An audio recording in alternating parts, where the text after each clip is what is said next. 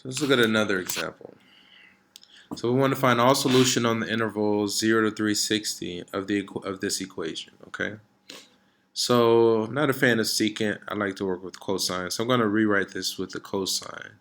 So this is the same as the denominator being cosine of x minus 30 under 2 minus 1. And then the next one is cosine x minus 30 under 1 plus 3. Okay. So to get rid of fractions or denominators, to get rid of the fractions, you multiply by the LCD of all the fractions. In this case, we're going to multiply both sides by cosine x minus 30. Multiply by cosine x minus 30. Okay. So when we distribute, that'll give us 2 minus, that'll give us 2 minus cosine x minus 30.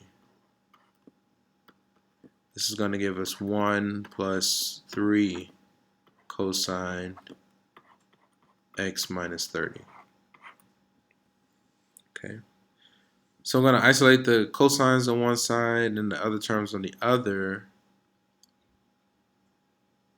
So then that'll give us 4 cosine x minus 30 equals 1. So then cosine x minus 30 equals a fourth. Okay, so we have that cosine is positive.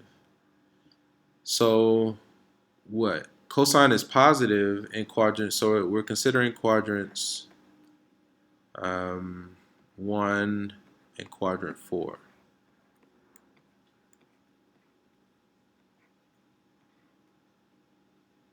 Okay. So let's just find a regular, the first angle. So x minus 30 would be inverse cosine of 1 over 4. Okay. And then that's approximately, let's see inverse cosine of a fourth.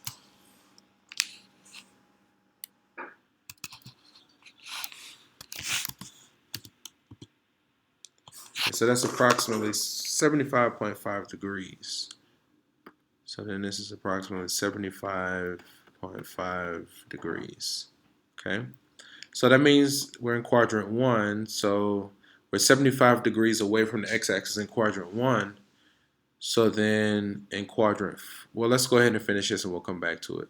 So then x is going to be equal to, what is that? 105.5?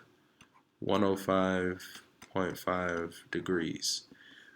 Now, back to this, so the reference angle in quadrant 4, we're going to say 360 minus 75.5 degrees to get the quadrant 4 angle. Okay, so then 360 minus the answer, so it puts us at 284.5.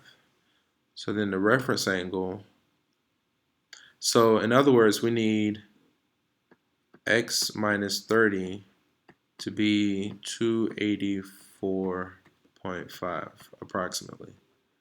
Okay, so then when you add 30, x is going to be equal to, so then add 30, 314.5. So then 314.5.